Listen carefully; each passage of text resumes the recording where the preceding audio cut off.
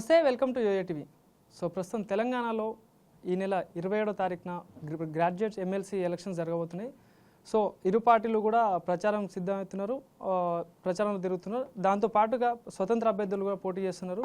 So అటు Congress party నుండి చూసుకుంటే తీన్మార్ మల్లన్న గారు, టీఆర్ఎస్ నుండి రాకేష్ రెడ్డి గారు, అటు బీజేపీ నుండి ప్రేమేందర్ రెడ్డి గారు, దాంతోపాటు స్వతంత్ర అభ్యర్థిగా ఉద్యమకారుడు అశోక్ సార్ ఉన్నారు. ఒకసారి మాట్లాడదాం సార్ తోటి. సార్ నమస్తే. సార్ నమస్తే మిత్రమా. సార్, అది ఇప్పుడు ఎమ్మెల్సీ ఇండిపెండెంట్ అభ్యర్థిగా పోటీ చేస్తున్నారు. ఎందుకు సార్? అంటే ఒక జర్నలిజం చేసి, అంటే విద్యార్థుల పట్ల కొట్లాడడం కానీ ఇదంతా చేసి సడన్గా రాజకీయాల్లోకి ఎంట్రీ, అంటే ఎమ్మెల్సీగా ఎంట్రీ ఇవ్వడం రీజన్ ఏంటి? వాస్తవంగా ఇది రాజకీయ పదవి కాదు. ఎందుకంటే ఒక జర్నలిస్ట్గా 15 ఏళ్ళు పనిచేసిన, జర్నలిజంగా పనిచేసినప్పుడే ఒక ఎడ్యుకేషన్ అనే విభాగానికి అధిపతిగా, అంటే ఒక ఎడ్యుకేషన్ దానికి చూశాను. అక్కడి నుంచి అనుకోకుండా ఒక గెస్ట్ క్లాస్ పోయి ఒక 2 గంటల పాటు పాఠం చెప్పాను. అంటే వాస్తవంగా నేను కూడా గ్రూప్ 1 జేఎల్ ఇంటర్వ్యూ చేయడం ఇవన్నీ కూడా జరిగింది.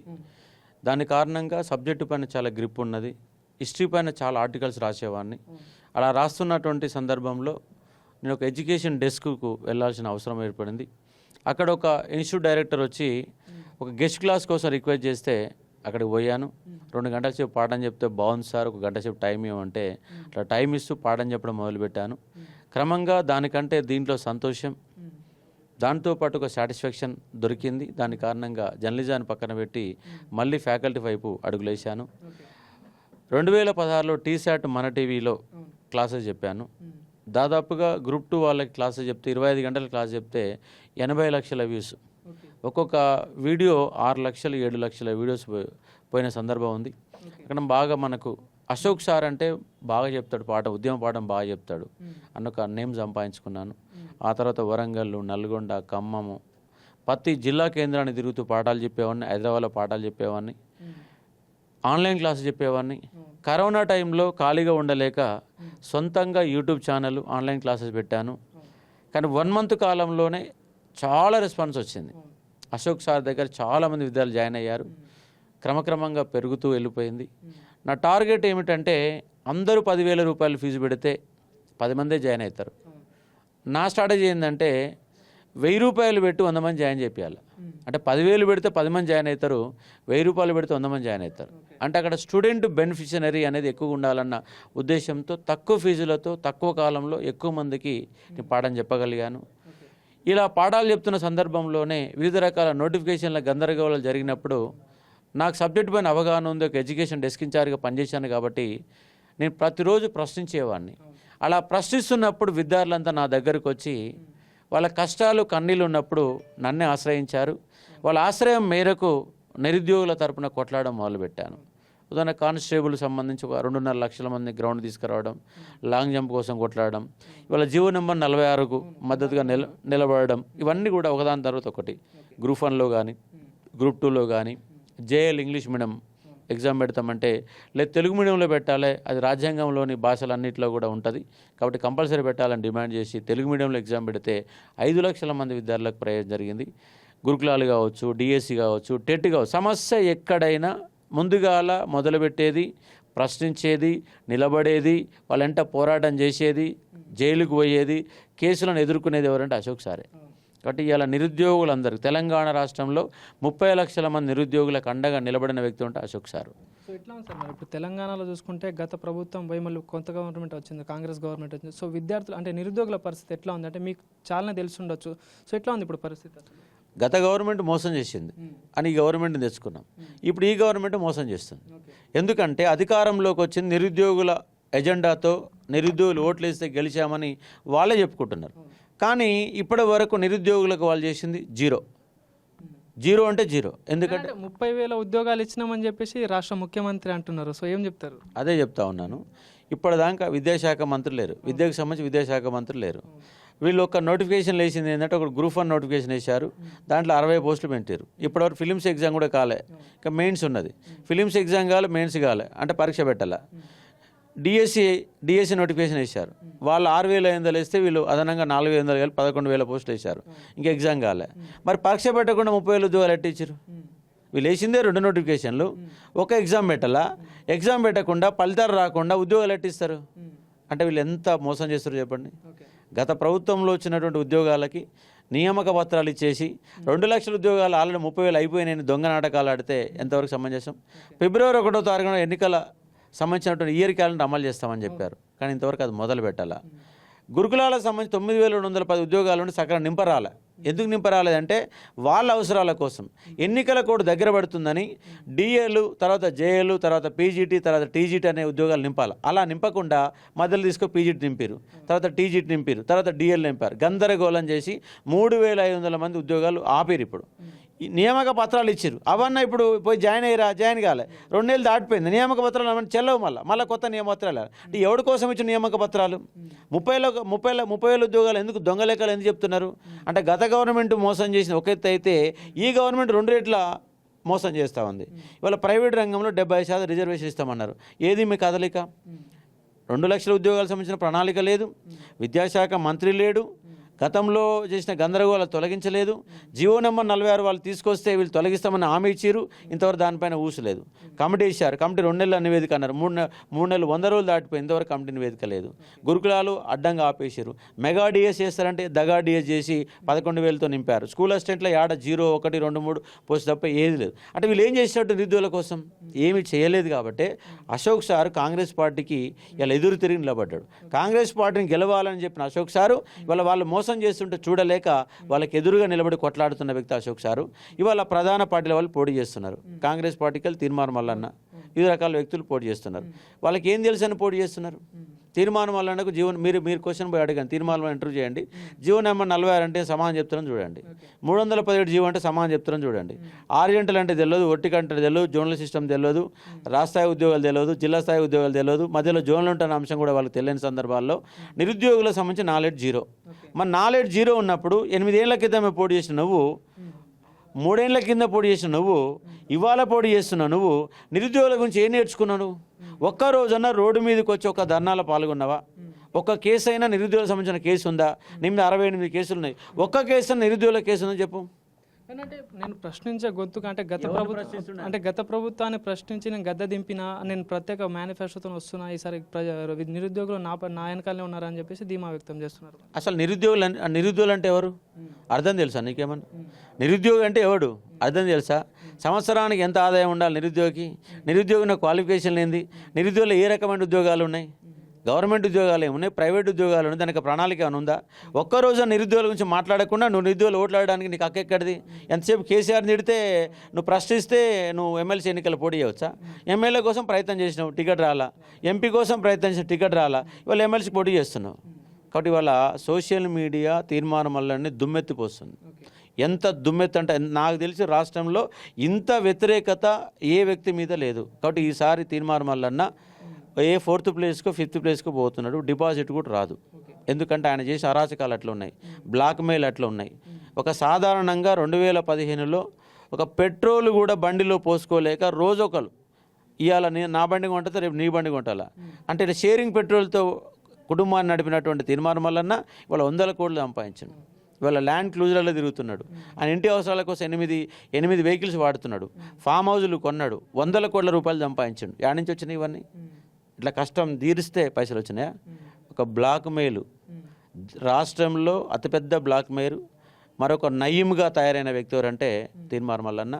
ఈయన ఇలాగే వదిలిపెడితే రాష్ట్రాన్ని అమ్మకాన్ని పెడతాడు, రాష్ట్రాన్ని దోపిడీ చేస్తాడు, రాజకీయ నాయకులు అంగిలాగా ఉడబిక్తాడు. ఆయన అంగిలాగా సిద్ధాంతం చెప్పిండు కదా, రాజకీయ నాయకులు అంగిలాకు లేకుండా చేస్తాడు. ఇప్పటికే ఆయన బాధితులు 100 మంది పొలిటీషియన్స్ ఉంటారు.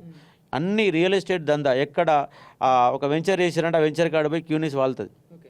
సార్ ఇంకోటి చూసుకుంటే గతంలో ఏదైతే ప్రతిపక్షం అంటే ప్రభుత్వాన్ని ప్రశ్నించిన తీర్మానం మల్లన్న గారు ఇప్పుడు గవర్నమెంట్లో కలిసి కాంగ్రెస్ అభ్యర్థిగా పోటీ చేస్తున్నారు. ఒకవేళ కాంగ్రెస్ పార్టీ ఈ నిరుద్యోగులకు న్యాయం చేయకపోతే అంటే ప్రశ్నిస్తారని అనుకుంటారా? వాళ్ళు తీర్మానం వలన అంటే కాంగ్రెస్ వాళ్ళు జాయిన్ అయ్యాక ఎట్లా ప్రశ్నిస్తాడు? మరి గత గవర్నమెంట్ ప్రశ్నించిన నువ్వు ఇవాళ కాంగ్రెస్ను ప్రశ్నించాలి కదా. మరి కాంగ్రెస్ ఇప్పుడు దానికి 5 నెలల కాలం ఏం చేసింది? మరి జీవో నెంబర్ 46 ఎందుకు జీవో తెప్పించుకోలేకపోయినావు? గ్రూప్ 2 పోస్ట్ ఎందుకు పెంచలేదు? గురుకులాలకు ఎందుకు ఉద్యోగాలు ఇవ్వలేదు? ఇవన్నీ చెప్పవు. మరి ఇవన్నీ చెప్పకుండా నిరుద్యోగులు ఏ విధంగా ఓట్లు అడుగుతావు?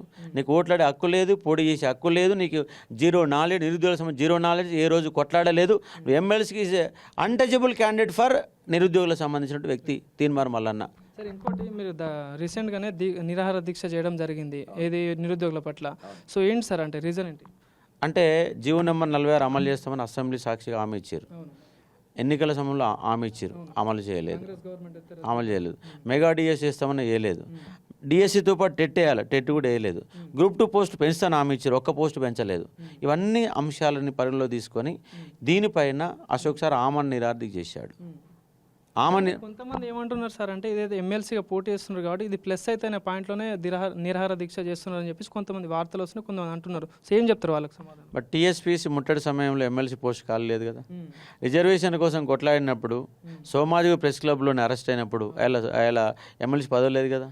గాంధీ భవన్లో ధర్నా చేసినప్పుడు ఆయన ఎమ్మెల్సీ పదవి లేదు కదా. మరి జైలు కోసం కొట్లాడినప్పుడు ఎమ్మెల్సీ పదవి లేదు కదా. అంటే మరి ఇవన్నీ ఎమ్మెల్సీ పదవి కోసం చేసిన అసలు ఆయన పదవి లేదు కదా. పదవి లేనప్పుడు ఎట్లా ఉంటుంది? మరి ఇవాళ కొట్లాడినావు ఎమ్మెల్సీ పదవి కోసం. మరి ఎమ్మెల్సీ పదవి అంటే ఎన్నికలు అయిపోయాక మళ్ళీ దీక్ష చేస్తా, మరి అప్పుడేమంటావు? మరి అప్పుడేం పోస్టులు, మరి అప్పుడేమంటావు?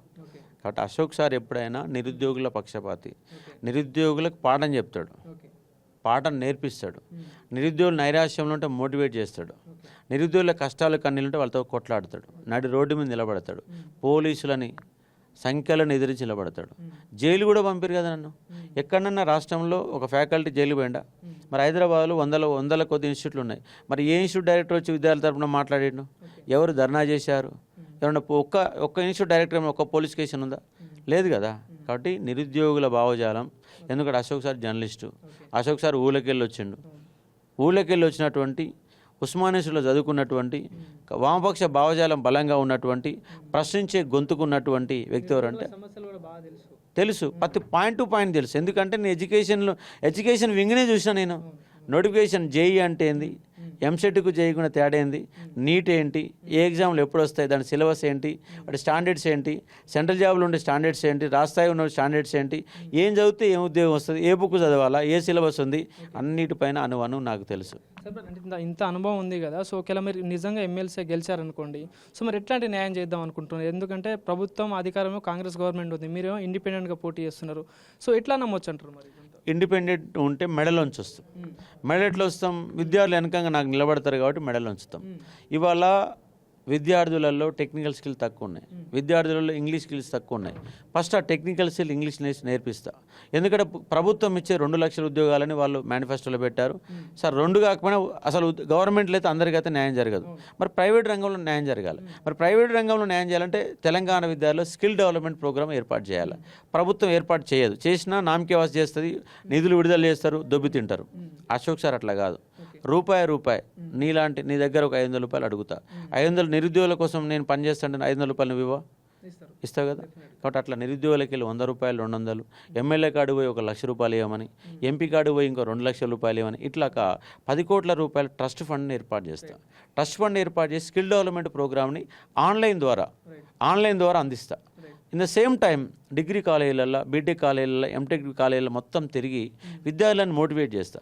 బాబు నువ్వు కష్టపడితే ఏం చదివితే ఏమొస్తుంది, నువ్వు కష్టపడకుండా ఏదో స్టైల్గా బుక్ పట్టుకొని కాలేజీ పోయి వస్తే ఉద్యోగం రాదు. డిగ్రీ అనేది చాలా వాల్యుబుల్, 3 సంవత్సరాలు, బీటెక్ అనేది చాలా వాల్యుబుల్, 4 సంవత్సరాలు ఖచ్చితంగా చదవాలా. బీటెక్ అయిపోయినాక ఎమ్మటే 1 లక్ష రూపాయలు జీతం పొందాలంటే ఇక్కడ కింద నేల కూర్చొని పనిచేయాలా అని వాళ్ళందరూ మోటివేట్ చేస్తా. సబ్జెక్టు నేర్పించే విధంగా వాళ్ళని ప్రయత్నం చేస్తా. అదే సమయంలో హైదరాబాద్లో సాఫ్ట్వేర్ రంగం ఉంది, ఫార్మా రంగం ఉంది, ఇండస్ట్రీ సెక్టర్ ఉంది. ఆ సెక్టర్లో ఏం చదివితే ఏం నేర్చుకుంటే ఉద్యోగాలు వస్తే విద్యార్థులు ఎరక చేసి నాన్ లోకల్ అడ్డాగా ఉన్న హైదరాబాద్ని లోకల్ అడ్డాగా మార్చాలి. కానీ సార్ ఇంకోటి చూసుకుంటే మరి ఇందాక మాట్లాడుకున్నట్టు, కానీ ఇప్పుడున్న పరిస్థితులు ఎట్లా ఉన్నాయంటే ఇండిపెండెంట్గా గెలిచి కానీ ఒక పార్టీలో గెలిచి ఇంకో పార్టీకి వెళ్తున్న పరిస్థితి, అంటే అధికార పార్టీకి వెళ్తున్న పరిస్థితి. ఒకవేళ అశోక్ సారే కనుక ఎమ్మెల్సీ గెలిచి కాంగ్రెస్ పార్టీకి అంటే అధికార పార్టీకి పోరన్న నమ్మకం ఏంటి? 100% వాళ్ళకి అసెన్స్ ఇస్తున్నా. ఎమ్మెల్సీగా ఇండిపెండెంట్గా గెలిస్తే ఈ టర్మ్ అయిపోయే వరకు ఎక్కడ కూడా పోను, నేను ఇండిపెండెంట్గానే ఉంటా. దానికి తార్కాణంగా నేను నా రాసిన పుస్తకం సాక్షిగా ప్రమాణం చేసి చెప్తున్నానని కూడా విద్యార్థులకు స్పష్టంగా చెప్పడం జరిగింది. అశోక్ సార్ ఈ టర్మ్ అయిపోయే వరకు ఇక్కడే ఉంటాడు, నిరుద్యోగుల తరపునే కొట్లాడుతాడు. అశోక్ సార్ మాత్రం ఎమ్మెల్సీ ఎన్ని కావడం టార్గెట్ కాదు. నిరుద్యోగుల తరపున, ఉద్యోగుల తరపున 30 మంది ఎమ్మెల్యే అసెంబ్లీలో ఉండాలి. నిరుద్యోగుల 30 లక్షల మందిని ఏకం చేయాలి. మరొక 20 లక్షల మంది నిరుద్యోగులు అంటే వివిధ రకాల ప్రైవేట్ ఉద్యోగాలు చేసే వాళ్ళందరూ ఏకం చేయాలి. 50 లక్షల మందిని ఒక గొడుగు కింద తీసుకురావాలి. 50 లక్షల మంది ఒక గొడుగు తీసుకొచ్చి 30 మంది ఎమ్మెల్యేలు కనుక అసెంబ్లీలో ఉంటే నిరుద్యోగుల కష్టాలు కన్నీళ్లు తిరగడానికి అవకాశం ఉంటుంది. ఉపాధి మార్గాల అన్వేషణకు అవకాశం ఉంటుంది. ఇలా విద్యాశాఖ మంత్రి ఇప్పటిదాకా రాలే, రేపు విద్యాశాఖ మంత్రి పెట్టడానికి అవకాశాలు ఎక్కువ ఉంటాయి. కాబట్టి అన్ని అంశాలపైన నాకు అవగాహన ఉంది. నిరుద్యోగులందరూ ఏకం చేస్తా, ఏకతాటిపై తీసుకొస్తా, కొట్లాడుతా, శాసనమండలిలో గలం వినిపిస్తా. శాసనమండలిలో మనం మాట్లాడేది ఏముంటుందండి? సంవత్సరానికి 2 సార్లు సమావేశాలు, అప్పుడు 5 నిమిషాలు, అప్పుడు 5 నిమిషాలు కలిపితే మొత్తంగా సంవత్సరం పేరు మీద 2 గంటలు మాట్లాడతాం. 2 గంటలనే మొత్తం సమస్య పరిష్కారంగా కదా. కాబట్టి ఎమ్మెల్సీ అనే వ్యక్తి నిరంతరం నిరుద్యోగుల మధ్య, ఉద్యోగుల మధ్యనే కాలం గడపాలా. ఊరూరు తిరగాల, పల్లె పల్లె తిరగాల, పట్టణం తిరగాల, వ్యవస్థలు అర్థం చేసుకోవాలా. ఇంటర్మీడియట్ స్థాయిల విద్య, డిగ్రీ స్థాయిల విద్య, వాటిని ఎట్లా మార్చాలన్న నేపథ్యంలో ప్రతిరోజు నిత్యం విద్యార్థుల మధ్య కాలం గడుపుతూ, విద్యార్థులను చైతన్యవంతం చేస్తూ, వాళ్ళకు ఉపాధి మార్గాల అన్వేషణ చేస్తూ, నిరుద్యోగులు ఏకం చేసి రాజకీయంగా ఒక మార్గం తీసుకొచ్చే ప్రయత్నం చేస్తే అశోక్ సార్. ఇక్కడ అశోక్ సార్కు బలమైన లక్ష్యం ఉంది. కేవలం ఒక ఎమ్మెల్సీ పదవి కోసం కాదు, చరిత్ర పుస్తకాల్లో నాకంటూ ఒక 2 పేజీలు ఉండాలన్న ఒక లక్ష్యంతో నేను పనిచేస్తూ ఉన్నాను. ఇంకో 20 ఏళ్ల పాటు పోరాటం కొనసాగుతుంది. సార్, ఇంకోటి చూసుకుంటే ఏదైతే బీజేపీ గవర్నమెంట్ చూసుకున్నా సెంట్రల్లో ప్రతి సంవత్సరం 2 కోట్ల ఉద్యోగాలు ఇస్తా అని చెప్పడం జరిగింది. ఎందుకంటే అటు బీజేపీ నుండి కూడా అభ్యర్థి ఉన్నారు కాబట్టి, ఇటు బీఆర్ఎస్ నుండి కూడా ఒక అభ్యర్థి ఉన్నారు. వాళ్ళు కూడా 2 లక్షల ఉద్యోగాలు ఇస్తా అని చెప్పడం జరిగింది. సో ఏం చెప్తారు వీళ్ళిద్దరి గురించి? వీళ్ళు 2 లక్షలు అంటే వాళ్ళు 2 కోట్లు అన్నారు. 0 పెంచారు, 2 సున్నాలు ఎక్కువ పెంచారు. 2 లక్షలు అంటే వాళ్ళు 2 కోట్లు అన్నారు. వీళ్ళు ఇయ్యలే, వాళ్ళు ఇయ్యలే. దేశంలో నిరుద్యోగత బాగా పెరుగుతుంది. రాబోయే విప్లవాలు నిరుద్యోగ విప్లవాలే. కాబట్టి రాష్ట్రంలో ఇక్కడ వీళ్ళ కోసం కొట్లాడుతూనే దేశవ్యాప్తంగా నిరుద్యోగులు ఐక్యం చేసి ఈ ప్రభుత్వాల దమన నీతిని, ఈ ప్రభుత్వాలు చేసిన మోసకారి విధానాన్ని నిలదీసి ఉపాధి మార్గాల వైపు ప్రభుత్వాలు నడిచే విధంగా నా కొట్లాడని ముందు ఉండబోతుంది. సో ఎట్లా ఉంది సార్, అంటే ఇప్పుడు ఎట్లా తిరుగుతున్నారు, ప్రచారంలో కూడా తిరుగుతున్నారు, ఎట్లా ఉంది స్పందన, ఎట్లా ఉంది? అంటే నిరుద్యోగులు ఏమేమి సమస్యలు బయటకు తీస్తున్నారు? ఎందుకంటే గత 10 సంవత్సరాలుగా చాలా ధర్నాలు, రాస్తారోకోలు కానీ కొట్లాడడం జరిగింది. సో ఎట్లాంటి సమస్యలు తీస్తున్నారు, వాళ్ళ ప్రాబ్లమ్స్ ఏమున్నాయి అసలు? ఎందుకంటే నిరుద్యోగులకు 100 రకాల ప్రశ్నలు ఉంటాయి, 100 రకాల ప్రాబ్లమ్స్ ఉంటాయి.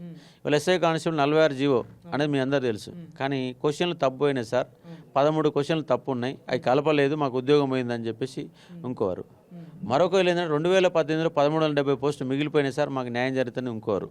అదేవిధంగా విద్వాన్ బాధితులు అనే వాళ్ళు ఒకళ్ళు.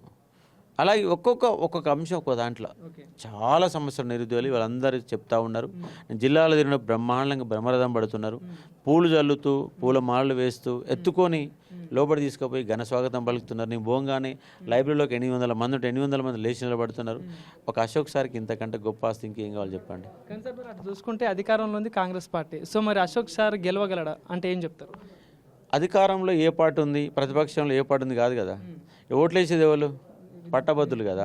పట్టభద్రులు అంటే ప్రిపేర్ అయ్యేటోళ్ళు కదా. మరి వాళ్ళందరికీ అశోక్ సార్ పాఠం చెప్పిండు కదా, వాళ్ళ కోసం కొట్లాడిండు కదా, నిలబడిండు కదా. కానీ ఒకవేళ అశోక్ సార్ గెలిచినా కూడా మళ్ళీ అదే గవర్నమెంట్ దగ్గరికే మాట్లాడాలి కదా. మాట్లాడాలన్నప్పుడు గవర్నమెంట్ దగ్గరికి వెళ్ళాల్సిందే కదా. వెనకకు పోతాం కానీ మనకన్నా చాలా వెనకంగా చాలామంది ఉంటారు. అదే తీర్మానం లాంటి వాళ్ళు గెలిస్తే ప్రభుత్వం ఏం చెప్తుంది నువ్వు వినాలా. వ్యతిరేకంగా మాట్లాడి సస్పెండ్ అవుతావు. వ్యతిరేకంగా మాట్లాడడానికి అవకాశం లేదు, ఏదైనా మాట్లాడచ్చు. అంటే వెనకంగా 100 మంది ఉంటే, వెనకంగా 1000 మంది ఉంటే, వెనకంగా 10,000 మంది ఉంటే, వెనకంగా 1,00,000 మంది ఉంటే ప్రభుత్వాలు ఎందుకు దిగిరావు? ఎప్పుడైనా కొట్లాడితేనే సాధ్యమవుతుంది. ఏదో నిమ్మలంగా చెప్తారు. భారతదేశ స్వాతంత్ర సమరం కూడా కొట్లాడితేనే వచ్చింది, తెలంగాణ రాష్ట్రం కూడా కొట్లాడితేనే వచ్చింది. నిరుద్యోగ అంశాలు పరిష్కారం కావాలంటే కూడా పోరాటమే ఎజెండాగా, పోరాటము కొట్లాట ద్వారానే సాధ్యమవుతుంది. అందుకని అశోక్ సార్ని గెలిపిస్తే మీ సమస్యలను పరిష్కారం అవుతాయి. అందుకే నాకు సీరియల్ నెంబర్ 18 పైన అశోక్ సార్కి మొదటి ప్రాధాన్యత ఓటు వేసి గెలిపిస్తే చట్టసభల్లో వాడిని వినిపించడమే కాకుండా నిరంతరం విద్యార్థుల మధ్య, ఉద్యోగుల మధ్య గడుపుతూ వాళ్ళ సమస్య పరిష్కారం కోసం తీవ్రమైనట్టు కృషి చేస్తాను. మరో 20 ఏళ్ల పాటు ఇదే విధంగా కొట్లాడుతానికి వాళ్ళందరికీ హామీ ఇస్తూ ఉన్నాను. నా సీరియల్ నెంబర్ 18 మొదటి ప్రాధాన్యత ఓటు వేయాలని కోరుతా ఉన్నాను. చివరిగా ఒకటే ప్రశ్న, ఎందుకంటే అటు తీన్మార్ మల్లన్న గారు కూడా సొంత మేనిఫెస్టోతో రావడం జరుగుతుంది, అటు పార్టీలు కూడా మేనిఫెస్టో పెడతారు. సో అట్లా అశోక్ సార్కి ఏమైనా మేనిఫెస్టో ఉందా? నిరుద్యోగులకు ఏం చెప్పదలుచుకున్నారు? తీర్మానం వల్ల అసలు మేనిఫెస్టో లేదు. ఎమ్మెల్సీ ఎన్నికలు కాంగ్రెస్ మేనిఫెస్టో లేదు. నా మేనిఫెస్టోని తీర్మానం వలన కాపీ కొట్టిండు. నేనేం మాట్లాడితే అది మాట్లాడుతున్నాడు. జీవో నిర్మాణం అంటే ఆయన తెలియదు, కానీ దాన్ని రద్దు చేపిస్తా అంటున్నాడు. ఎట్లా రద్దు చేయాలో తెలియదు, అది కోర్టులో కేసు ఉన్న సంగతి తెలియదు. కానీ సార్ ఇంకోటి, జీవో నెంబర్ 46 రద్దు అంటే ఏదైతే కాంగ్రెస్ గవర్నమెంట్ ఎలక్షన్స్కి ముందు అధికారంలోకి రాగానే రద్దు చేస్తా అని చెప్పడం జరిగింది, కానీ వచ్చిన తర్వాత దాన్ని పట్టించుకునే పరిస్థితి. సో ఏం చెప్తారు దీనికి? అందుకనే కదా కొట్లాడేది, అందుకనే నిరార్థిక చేసింది, అందుకనే ఎమ్మెల్సీగా నిలబెట్టి విద్యార్థులంతా కావాలని నిలబెట్టుకుంది. ఇవన్నీ పరిష్కారం కావాలంటే అశోక్ సార్ ఉండాలి. నిరుద్యోగులకు అండ, అండగా దండగా వాళ్ళ తరపున కొట్లాడి నిలబడి ముందు తీసుకుపోయేది, మోటివేట్ చేసేది, పాఠం చెప్పేది అశోక్ సార్ మాత్రం. ఇంకెవరు కూడా ఎవరు మీకు ప్రత్యర్థి ఎవరు అనుకుంటున్నారు ఏదైతే ఉన్న ప్రధాన నాయకుల్లో? అంటే కొంత అధికార పార్టీ మననే వచ్చింది, వాళ్ళకి 32 మంది ఎమ్మెల్యేలు ఉన్నారు కాబట్టి కాంగ్రెస్ పార్టీ ప్రధాన ప్రత్యర్థిగా భావిస్తున్నా. కానీ ఆయన మీద వస్తున్న ట్రోలింగ్ ద్వారా ఇవాళ వస్తున్న నెగిటివ్ కారణంగా ఆయన ప్రధాన ప్రత్యర్థి అనుకున్నా కానీ ఇవాళ ఉన్నట్టు నాకు అనిపిస్తలేదు. 4 స్థానాలు 5 స్థానం పోతారు, అసలు ప్రత్యర్థులు ఎవరు లేరు. ఏకపక్షంగా అందరు కలిపి ఎన్ని ఓట్లు వస్తాయి, అశోక్ గారికి అన్ని ఓట్లు వస్తాయని భావిస్తా ఉన్నా. సో ఇంత మెజారిటీ వస్తుందని భావిస్తున్నారు మరి? మొదటి రౌండ్లోనే, సెకండ్ ఓటు పోకుండానే మొదటి రౌండ్లోనే 51% ఓటు బ్యాంకు నాకు వస్తుందని భావిస్తా ఉన్నా. Thank you sir. Thank you.